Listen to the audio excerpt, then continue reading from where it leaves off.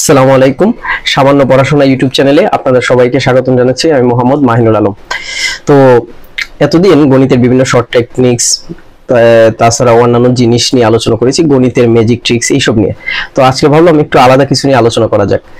তো সব থেকে প্রাচীন তবে মানুষের কাছে একটু গুজামেল লাগে যে সাবজেক্টটা, এটা হলো গণিতের জ্যামিতি অংশটা।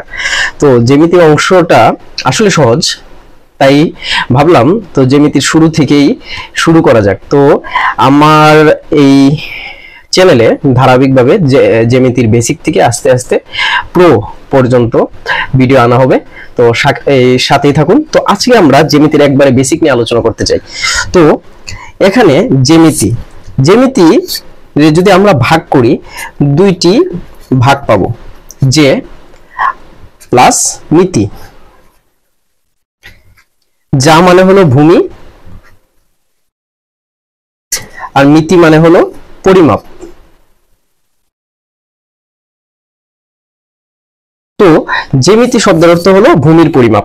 তো আরেকটি ভাবে যদি আমরা জ্যামিতিকে এক্সপ্রেস করতে চাই, তো বিন্দু থেকে বৃত্ত পর্যন্ত যা কিছু আছে সবকিছু নিয়ে আলোচনা হলো জ্যামিতির মূল উদ্দেশ্য।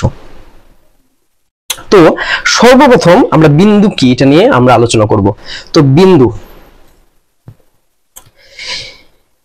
এমন একটি জিনিস যার দৈর্ঘ্য নেই, প্রস্থ নেই, উচ্চতা নেই, শুধুমাত্র অবস্থান আছে। অবস্থান কেমন? যেমন এই কর্নার থেকে এটি কত দূরে, তারপরে আবার নিচের অংশ থেকে এটা কত দূরে, এইভাবে বিন্দুটির অবস্থান নির্ধারণ করা যায়, কিন্তু এর দৈর্ঘ্য, প্রস্থ বা উচ্চতা নেই। এরপরের যে অংশটা, এটা হলো যে বিন্দুর চলার পথকে রেখা বলে। একটা একটা বিন্দু পরপর সাজানোর মাধ্যমে রেখা তৈরি হয়। তো এরপরে আমরা রেখায় চলে যাই। রেখা মূলত দুই ভাগে ভাগ করা যায়। একটা হলো সরল রেখা। কোনোভাবে বিন্দু যখন কোনো দিক পরিবর্তন না করে চলতে থাকে তখন তাকে সরল রেখা বলে। আবার বিন্দু যখন বারবার দিক পরিবর্তন করে চলে তো তাকে বক্ররেখা বলে। এটা বলতে পারেন এক ডিসি কারেন্ট, আর এটা হলো এসি কারেন্ট, বারবার দিক পরিবর্তন করে আর এটা দিক পরিবর্তন করে না। তো এই সরল রেখাকে তিন ভাগে ভাগ করা যায়। সরল রেখাকে যে তিন ভাগে ভাগ করা যায়, একটা হলো এখানে লিখি রেখা, রেখাংশ, আর এটি রশ্মি। তো আমরা এখানে যত কিছু নিয়ে আলোচনা করছি, আমরা বুঝতে পেরেছি যে রেখা হলো এদের মা বাপ। তো মা বাপের কি থাকে? সব থেকে পাওয়ারফুল তো মা বাবাই থাকে। তো এই হিসাবে যদি আমি আলোচনা করি, তাহলে রেখার আসলে দুইটি প্রান্তবিন্দু থাকে।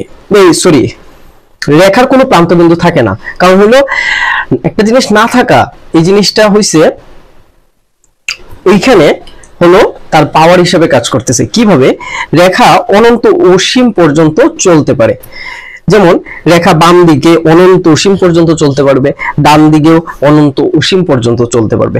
আর রেখাংশ হলো এই রেখা থেকে যখন আমি একটা অংশ কেটে নিব তখন এটা রেখাংশ। এর পরবর্তীতে রশ্মি। এখন আমাদের মূলত রেখাংশ চিনতে আমাদের সমস্যা হয় না। রেখার অংশ মানে রেখার খণ্ডিত অংশ হলো রেখাংশ, এটা চিনতে আমাদের তুলনামূলকভাবে অসুবিধা হয় না।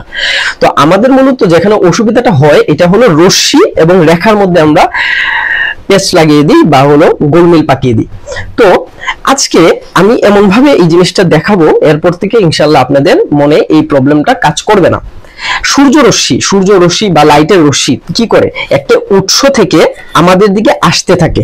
তো ধরেন এটা হলো সূর্য, এই উৎস থেকে আমাদের দিকে আসতেছে মানে একদিকে চলমান, এই দিকটা কিন্তু চলতেছে না। তো আমরা বলতে পারি যে রশ্মির একটি প্রান্তবিন্দু আছে এবং রেখার দুইটি প্রান্তবিন্দু আছে। প্রান্তবিন্দু মানে কি? মানে শেষ বিন্দু। কিন্তু রেখার কোনো প্রান্তবিন্দু নেই, রেখা অসীম পর্যন্ত চলতে পারে।